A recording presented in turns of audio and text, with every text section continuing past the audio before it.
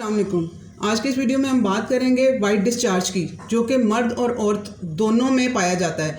अब फीमेल्स में इसे लिकोरिया कहते हैं और दोनों में इसके होने की क्या क्या रीज़न्स हैं और आप लोग इसे किस तरह से कंट्रोल कर सकते हैं, क्योंकि ये किसी एक वजह से नहीं हो रहा होता है। इसके पीछे 2-3 रीज़न्स हैं। आज वो आप लोग सब सुनेंगे और उसे जज करना है आप लोगों ने कि हमें इस रीज़न की वजह से हो रहा है और हम लोगों ने अब इसके लिए ये ट्रीटमेंट करना है और हमने खुद से इसको इस तरह से सही करना है। क्योंकि अगर आप लोग मेडिकेशन की तरफ जाएंगे तो मेडिसिन लेंगे, थोड़ी देर के लिए रिलीफ मिलेगा, उसके बाद फिर दोबारा से इशू हो जाएगा, उसके बाद फिर मेडिसिन लेंगे और इस तरह से एंटीबायोटिक्स खा के आपके जो गुड बैक्टीरिया हैं वो भी ख़त्म होते जाएंगे और आपकी इम्यूनिटी भी लो होती जाएगी और सोल्यूशन नहीं निकलेगा। जबकि इसके पीछे जो आपकी हेल्दी न्यूट्रिएंट्स, मिनरल्स वगैरह की डेफिशिएंसीज भी शामिल होती हैं और इसके अलावा गलत खुराकें भी शामिल होती हैं। वो सब मैं आप लोगों को आज समझाती हूँ और आप लोगों ने इसे समझ के और इन चीज़ों को क्लियर करना है और अवेयरनेस देनी है अपनी बच्चियों को, क्योंकि ये हर एज में पाया जा रहा होता है ये इशू।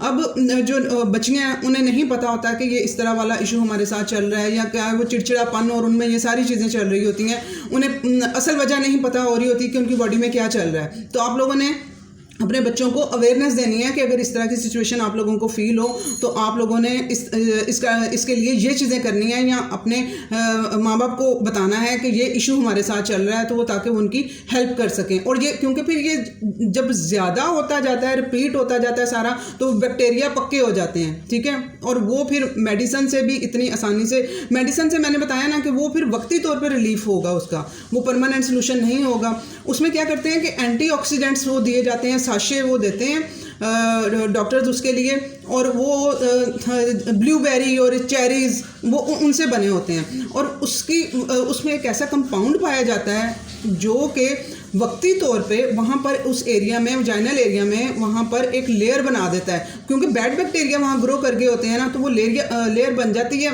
तो वो झड़ जाते हैं जो बैक्टीरिया वहाँ से वक्ती तौर पे, और फिर वो जब वो उसका असर उस कंपाउंड का ख़त्म होता है तो वो दोबारा से वो बैक्टीरिया वहाँ पे ग्रो हो जाते हैं, दोबारा से ऊपर आ जाते हैं। तो वो वक्ती तौर पे ये होता है। और इसके अलावा वो जो साशेज़ होते हैं उसमें शुगर कंटेंट भी होता है और इसकी ये वाइट डिस्चार्ज की एक वजह इंसुलिन रेजिस्टेंस होना भी है। और आप वो मीठे साशे बार बार पीते जाएंगे तो वो फिर इंसुलिन रेजिस्टेंस होती जाएगी बॉडी, वो डायबिटीज़ की तरफ भी जा रही होगी और प्लस ये इशू भी मज़ीद बढ़ा रही होगी। वो वक्ती तौर पर रिलीफ होगा, मैंने बता दिया ना कि वो बैक्टीरिया झड़ जाते हैं, उन एंटीऑक्सीडेंट्स की एक लेयर बन जाती है, वो बैक्टीरिया झड़ जाते हैं और इंसान समझता है कि मुझे अब आराम आ गया है, लेकिन वो जब उसका असर ख़त्म होता है दोबारा से वो इशू स्टार्ट हो जाता है। अब मैं कह रही हूँ इसमें मर्दों में भी ये वाइट डिस्चार्ज होता है। अब इसमें क्या रीज़न है, इसमें बहुत सी रीज़न्स में से पहला नंबर एक तो ये आप सुन लें कि जो फीमेल्स में भी और मेल में भी जो हल्का सा येलोइश कलर आना या हल्का सा डिस्चार्ज होना, ये एक नॉर्मल है, ठीक है। अब अगर ये ज़्यादा बढ़ जाए और डार्क ग्रीनिश की तरफ हो जाए, ज़्यादा येलोइश हो जाए, ग्रे कलर हो जाए, तो फिर वो ख़तरे की बात है। क्यों? और इसमें आप लोग उसकी स्मेल से भी आप लोग अंदाज़ा लगा सकते हैं। जो वायरल होगा इन्फेक्शन उसकी स्मेल नहीं होगी, जो बैक्टीरियल होगा उसकी बहुत गंदी स्मेल होती है, ठीक है। ये अपने आप को वो जज किया करें इन चीज़ों को। अच्छा, मैं पहले एक्सटर्नल फैक्टर मैं डिस्कस कर लेती हूँ। अब इसकी वजह जो एक्सटर्नल बनती हैं उसमें सफाई सुथराई ना होना, ठीक है, हाइजीन का बीच में आ जाना। एक तो आप लोग अपने जो अंडरवेयर्स वगैरह होते हैं वो कॉटन के आप लोगों ने यूज़ करने हैं, ठीक है, वो पॉलिस्टर वगैरह के नहीं यूज़ करने हैं, कॉटन के आप लोगों ने यूज़ करने हैं। इसके अलावा आप लोगों ने जब जब स्टूल पास करते हैं तो आप आगे वाली साइड से वॉश मत किया करें अपने उस एरिए को, आपने पीछे से ही वॉश किया करें हाथ को ले जाके, क्योंकि फिर वो जो गंदगी होती है वो फिर आगे की तरफ से फिर वो आगे को जाके तो वो इन्फेक्शन वहाँ पे कर सकती है। तो आप लोगों ने इन चीज़ों का सफाई सुथराई का ख्याल रखना है और जब स्टूल पास करें तो उसे आप साबुन से भी वॉश करें उस एरिया को। तो ये एक चीज़ हो गई। उसके बाद आप लोग इसके लिए एक्सटर्नली क्या यूज़ कर सकते हैं, आप लोगों ने नीम होते हैं, नीम के पत्ते, उनको बॉयल करके उसमें कोकोनट ऑयल डाल के तो उसका स्प्रे आप लोग उस एरिया में उन डेज़ में कर सकते हैं। उसके अलावा बहुत इंपॉर्टेंट चीज़, जब आपको ये इश्यूज़ चल रहे हों या वैसे भी आप लोग ड्राई किया करें अपने एरिया को। जब आप लोग वॉशरूम यूज़ करें, एक तो इंसुलिन रेजिस्टेंस बॉडी हुई है, उस वजह से बार बार यूरिन पास हो रहा होता है मेल फीमेल दोनों में, और न्यू जनरेशन में ये इशू आ रहा है कि बार बार यूरिन उन्हें आ रहा होता है। मैंने अक्सर जो उनसे हैं वो मेल्स हैं उनको मैंने वो पैड्स वगैरह भी लगाते हुए देखा है इस इशू की वजह से कि यूरिन बार बार वो लीकेज होता है। तो उसकी रीज़न होती है कि वो इंसुलिन रेजिस्टेंस हुई है बॉडी, वो हाई कार्ब डाइट खा के, शुगर, मैदा, ये सारी चीज़ें खा के, तो उसकी वजह से वो इंसुलिन रेजिस्टेंस की तरफ। मेरा आप लोग वीडियो इंसुलिन रेजिस्टेंस वाला भी सुन लेंगे, आपको क्लियर हो जाएगा किस वजह से ये होती है और इसकी रोकथाम के लिए आप लोगों ने क्या करना है। अब उसकी वजह से फिर वो बार बार वॉशरूम आप लोग यूज़ करते हैं, वो गीली जगह रहने से भी आप लोग कॉटन का फैब्रिक जो सा है वो अपने लिए रुमाल टाइप वो यूज़ किया करेंगे और टिश्यू की बजाय, और उसे आप लोगों ने ड्राई करना है अपने उस एरिया को। ये हो गए आपके एक्सटर्नल चीज़ें जो आप लोगों ने अपना साथ साथ लाइफ का पार्ट बनाना है और उसको ख्याल रखना है इन चीज़ों का।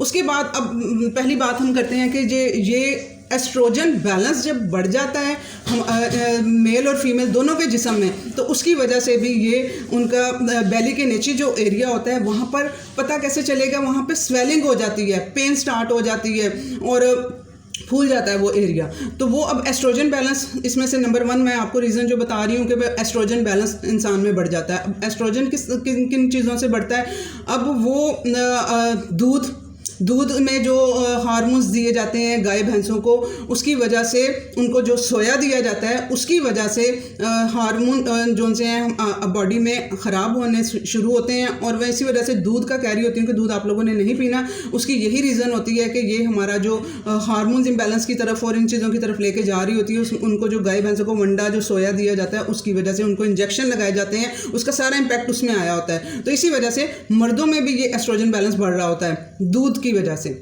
ठीक है। अब उनका कैसे पता चलेगा, इन मर्दों में क्या होगा, इसकी निशानी क्या होगी कि उनका जो ये चेस्ट एरिया होगा ये उभरा हुआ होगा, ठीक है, बड़ा हुआ औरतों की तरह, उस वाली जिनकी ये शेप होएगी बॉडी की चेस्ट की, वो उनमें एस्ट्रोजन बैलेंस बहुत ज़्यादा है उनकी बॉडी में, ठीक है। उन्हें दूध फौरी तौर पे छोड़ना है। उसके बाद जो फीमेल्स हैं उनको कैसे पता चलेगा, उनके जब एस्ट्रोजन बैलेंस ज़्यादा बढ़ता है ना तो उनके जो ब्रेस्ट हैं उनमें खिंचाव, थोड़ा पेन और वो थोड़ा हार्डनेस थोड़ी उनमें फील होना स्टार्ट हो जाती है जब एस्ट्रोजन बैलेंस बढ़ रहा होता है। जब हल्की सी भी टीस पड़े या खिंचाव हो, थोड़ा सा हार्डनेस आए, इसका मतलब है कि एस्ट्रोजन बैलेंस बॉडी में बढ़ रहा है। ये अवेयरनेस इसलिए कह रही हूँ, अपनी बच्चियों को भी अवेयरनेस दें ताकि उन्हें पता चले कि हमारी बॉडी में चल क्या रहा है, उसके मुताबिक वो अपनी डाइट को उसके मुताबिक वो लोग करें, ठीक है। अब ये इस तरह से एस्ट्रोजन बैलेंस बढ़ता है तो उसकी वजह से ये फिर वो उसका इम्पैक्ट जाके वो उधर आता है, ठीक है। आप लोगों का फिर वो वाइट डिस्चार्ज की तरफ वो ख़राबी होती है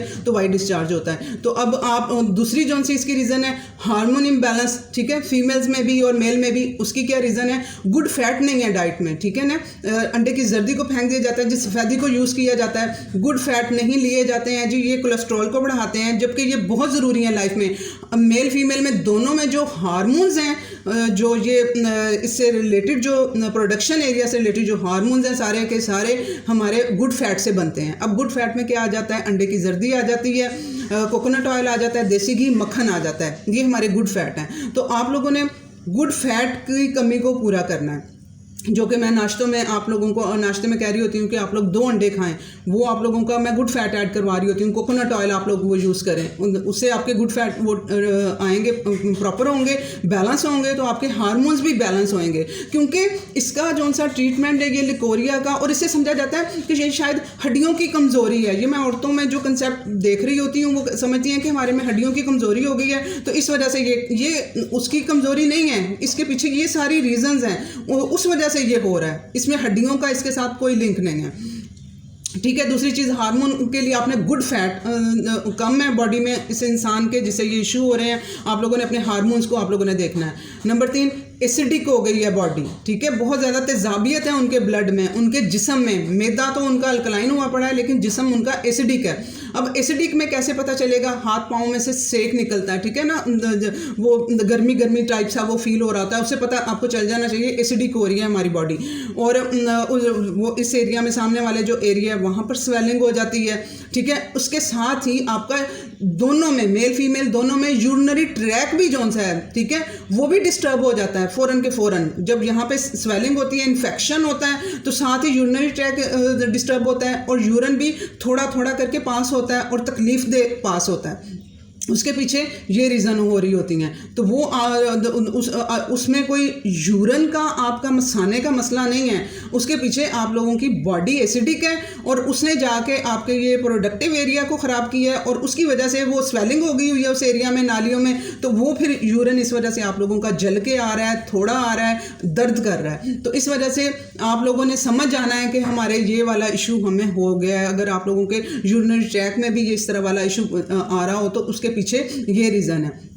आप लोगों ने अपने इसको भी ठीक करने की तरफ जाना है। उसके अलावा आप लोगों ने जो गुड बैक्टीरिया आप लोगों के, ठीक है ना, जो आप लोगों के गट की हेल्थ के लिए, जो आपकी पूरी गट की हेल्थ जो सी है वो इम्पेक्ट कर रही होती है आपकी ओवरऑल हेल्थ के ऊपर, ओवरऑल चीज़ों को लेके चल रही होती है। तो आपके जब एंटीबायोटिक्स ज़्यादा खाई हुई हैं, जो थोड़ा सा दर्द हो रहा है, कहीं पर गोलियाँ खा लेते हैं, बुखार हो गया मेडिसिन ले लेते हैं फ़ौरन से पहले ही, तो वो सारी की सारी क्या करती हैं, ये एंटीबायोटिक्स क्या करती हैं, हमारे गुड बैक्टीरिया को ख़त्म कर रही होती हैं और जो बैड बैक्टीरिया है वो ग्रो करा रही होती हैं। तो जब बैड बैक्टीरिया बढ़ जाते हैं जिस्म के अंदर, गट के अंदर, तो तब भी ये प्रॉब्लम आता है। इन लोगों के बैक्टीरिया बिगड़े हुए हैं ज़्यादा शुगर खा के, कार्बोहाइड्रेट्स खा के, तो उस वजह से ये बैक्टीरिया का जब ज़्यादा हो जाते हैं बैड, तो तब भी ये इन्फेक्शन आप लोगों को इसका होता है। तो अब आप लोगों ने अब ये सारी चीज़ें आप समझ ली हैं, तो अब आप लोगों ने करना किस तरह से है, आप लोगों ने इसके लिए क्या, अब हो गया इशू, ठीक है ना, पहले तो जिनको नहीं हुआ है उन लोगों ने अपने गुड बैक्टीरिया पे काम करना है, अपने एस्ट्रोजन लेवल को चेक करते रहना है। अब हो गया ये इशू, तो आप लोगों ने आपके इसके ट्रीटमेंट की तरफ आप लोगों ने आना है और खुद से अपनी डाइट को चेंज करना है और लाइफस्टाइल को चेंज करना है। तो ये खुद ब खुद इशू आप लोगों का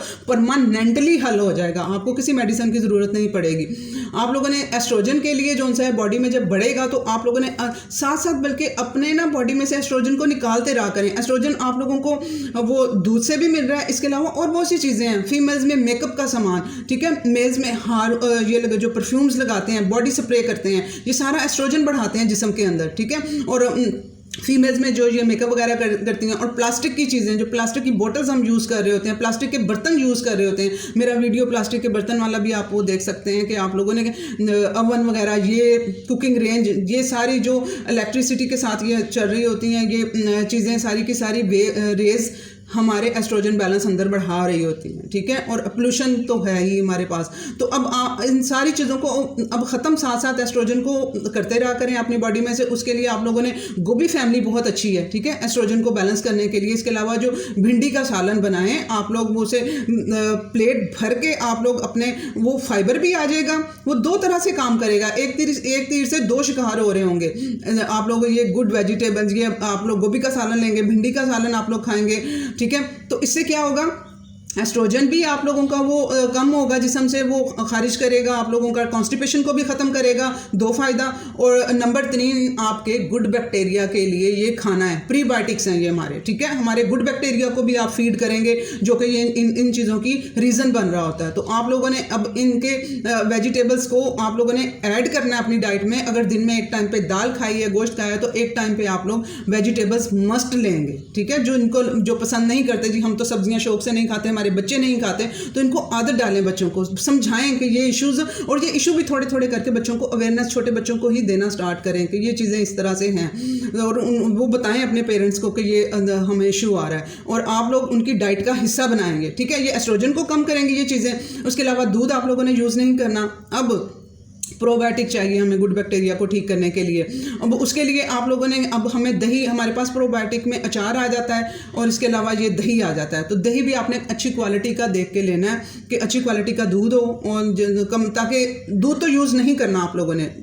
जो दही यूज़ करवा रही हूँ सिर्फ मजबूरी है कि हम लोगों ने अपने गुड बैक्टीरिया का काम करना है, तो उसके लिए दही यूज़ करना है, लेकिन लिमिटेड क्वान्टिटी में करना है और क्वालिटी अच्छी देख के करना है। क्योंकि दही, दूध से दही में जब होता है ना कन्वर्ट, तो वो बैक्टीरिया बीच में आ जाता है जो हमें थोड़ा सा फ़ायदा दे रहा होता है। तो इस वजह से 2-2, 3-3 चम्मच इस तरह करके नाश्ते में भी आप लोग लेंगे। पहले नाश्ते में आप लोगों ने वो ऐड उसको दही को वो करना है। उसके बाद आप लोगों ने अपना जो भी ऑमलेट वगैरह नाश्ता करना है वो आप करेंगे और उसकी लस्सी बना के आप लोग पिएंगे, ठीक है ना। अगर चाटी की लस्सी मिलती है तो सबसे बेस्ट है, ठीक है, वो हमारे बैक्टीरिया को ग्रो कराने के लिए। तो आप लोगों ने इसमें लैक्टिक एसिड दही में पाया जाता है जो कि हमारे एंटी फंगल, एंटी बैक्टीरियल, ये बहुत से फ़ायदे वो दे रहा होता है। तो ये सारे इन्फेक्शन जो मैं बता रही हूँ कि वायरस और बैक्टीरिया ग्रो कर जाते हैं तो वो उनके लिए ठीक है, वो उनको ख़त्म करने के लिए। इसके अलावा आप लोगों ने थोड़ी सी हल्दी डाल लेनी है, थोड़ी सी ब्लैक पेपर डाल लेनी है। उससे क्या होगा कि जो इन्फेक्शन हुआ है उसको भी वो कम करेगा। जो सूजन हुई है अंदर, उस सूजन को भी तो ख़त्म करना है ना, दवाइयाँ नहीं ले रहे हैं तो वो उस सूजन ख़त्म करने के लिए, इन्फ्लेमेशन को ख़त्म करने के लिए हमारे पास हल्दी है, हम लोग हल्दी का यूज़ करेंगे। आप लोगों ने गर्म दूध वगैरह में नहीं करनी है, दूध भी नहीं पीना है गर्म दूध में, और गर्म चीज़ों में भी डाल के आपने हल्दी नहीं पीनी है। आप लोगों ने दही में डाल के टीस्पून का आप लोगों ने चौथा हिस्सा हल्दी लेनी है, चौथा हिस्सा आप लोगों ने ब्लैक पेपर लेनी है, वो डाल के आप लोग दही यूज़ करेंगे। अगर लस्सी बना रहे हैं तो लस्सी में ऐड करके उसे ग्राइंड कर लें, फिर वो लस्सी उसके साथ वो यूज़ कर लें, ये आप करेंगे। उसके बाद जो मैंने कहा है कि हार्मोन्स इम्बैलेंस होते हैं, उसके लिए मैं गुड ऑयल्स मैंने आप लोगों को बता दिए हैं कि आप लोगों ने ऑलिव ऑयल भी इसमें आप लोग उसे कुक करके नहीं खाएंगे, 1 स्पून आप लोग वैसे उसे खा लिया करें। उसमें मैं अलग कंप्लीट वीडियो बनाऊंगी, उसके कम्बिनेशन बता दूंगी कि किस किस तरह से आप उसे यूज़ कर सकते हैं। जो कोकोनट ऑयल है वो तो आप नाश्ते में अपने अंडे वगैरह बनाने के लिए यूज़ कर लेंगे, ठीक है। और गुड फैट और कहाँ से मिलेगा आप लोगों को? रेड मीट से। जब भी रेड मीट लें उसकी फ़ैट बीच में आने दें, स्पेशल उसे कहा करें कसाई को कि थोड़ी सी हमें चर्बी भी दो। और वो आप लोग जब अपना सालन बनाए हैं, यखनी बना के सब्जियों में डालनी है या दालों में डालनी है, तो आप लोगों ने उसमें वो गुड फैट ऐड करवानी है, ताकि हमें मुख्तलिफ तरीक़ों से एडिशन करना है गुड फैट का, ठीक है। मक्खन हम लोगों ने कुछ मक्खन, क्योंकि आजकल के दौर में सारी हम अगर कहें कि देसी घी मक्खन हमें अवेलेबल होता जाएगा तो वो इस तरह से पॉसिबल नहीं है। पूरी फैमिली को लेके चलना है तो वो थोड़ी थोड़ी चीज़ों में आप लोग वो ऐड कर लेंगे। थोड़ी थोड़ी चीज़ों से हम लोग, कुछ अंडों से आ गई, कुछ कोकोनट ऑयल से आ गई, कुछ उस मक्खन से आ गई, कुछ आप लोगों ने वो उससे ले लेनी है रेड मीट की, ठीक है। वो भी सैचुरेटेड फैट है और बहुत अच्छा फैट है और हमारे हार्मोन्स के लिए बहुत अच्छा है। आप लोगों ने उसे यूज़ करना है। जब खाने की आदत बनाएंगे तो वो यूज़ होना शुरू हो जाएगा, आप लोगों को कोई वो उसका जायका या इस तरह से कुछ बुरा नहीं लगेगा। आप लोगों ने इसका अपने बैक्टीरियल हेल्थ का आप लोगों ने ख्याल करना है। और सबसे ज़रूरी स्ट्रेस भी इसकी रीज़न बनता है, ठीक है। स्ट्रेस में जो उनसे हार्मोन्स इम्बैलेंस हो रहे हैं तो फिर उसमें जो कॉर्टिसोल हार्मोन है, जो स्ट्रेस का हार्मोन कॉर्टिसोल होता है और वो बढ़ जाता है, उसकी वजह से भी वो जाके अंदर इन्फेक्शन क्रिएट करवाता है। तो आप लोगों ने अपने स्ट्रेस को ख़त्म करना है और स्ट्रेस को ख़त्म करने के लिए एक्सरसाइज को अपनी लाइफ में लेके आना है, डीप ब्रीदिंग को लेके आना है। आप लोगों ने रात के खाने के बाद थोड़ी वॉक किया करें ताकि आप रिलैक्स हों। स्ट्रेस को ख़त्म करने के 2 तरीके हैं, ठीक है, जो आप लोगों को मैं कहती रहूँगी, आप लोग नहीं करेंगे कि अच्छा हम सोचेंगे भी तो आपका ध्यान उस तरफ नहीं जाएगा, लेकिन आपने ये 2 चीज़ें करना स्टार्ट कर देंगे, स्ट्रेस खुद ब खुद कम होना शुरू हो जाएगा। आप लोगों ने ये सोचना है कि हम स्ट्रेस का ना भी सोचें, आप लोगों ने ये सोचना है कि ये 2 चीज़ें हमने डेली रूटीन में क्या कर ली हैं पूरे दिन में हम लोगों ने। अब वॉक जो उनसी है, लॉन्ग वॉक जो उनसी है, वो स्ट्रेस को ख़त्म करती है। अब आप लोगों को मैं कहती हूँ एक्सरसाइज भी करें, तो एक्सरसाइज आप मॉर्निंग में कर लिया करें और रात के सोने से पहले, आप खाने के बाद सोने से पहले आप लोग घर में ही बेशक आप लोग आराम से करनी है ये वॉक, तेज़ नहीं करनी, ये रिलैक्स माहौल में आप लोगों ने इसे चलना है। तो आप लोगों ये वाली वॉक आप रात को कर लिया करें। और जो इसके अलावा जो ब्रीदिंग एक्सरसाइज बहुत ज़रूरी है, ये नाक के थ्रू सांस लेके जाना, मुंह के थ्रू निकालना, नाक के थ्रू लेके जाना, नाक से निकालना, इसकी मेरी वीडियो भी पड़ी हुई है, वॉक की भी पड़ी हुई है, किस तरह से आप लोगों ने मैनेजमेंट करनी है अपनी। तो और इस पे आप लोगों ने ध्यान देना है, अपनी स्लीप पे ध्यान देना है। तो ये सारी चीज़ें देख लेना है। आप थोड़ा सा ध्यान देंगे इन चीज़ों की तरफ तो आपका ये इशू आपको कभी पास ही नहीं आपके आएगा। और ये मेल फीमेल दोनों के लिए। और अपने बच्चों को अवेयरनेस दें और इस वीडियो को शेयर करें। बहुत से लोगों को ये इशू होगा और बहुत सी बच्चियाँ तो बताती भी नहीं हैं अपने पेरेंट्स को कि हमारे साथ ये इशू चल रहा है। अल्लाह हाफिज़।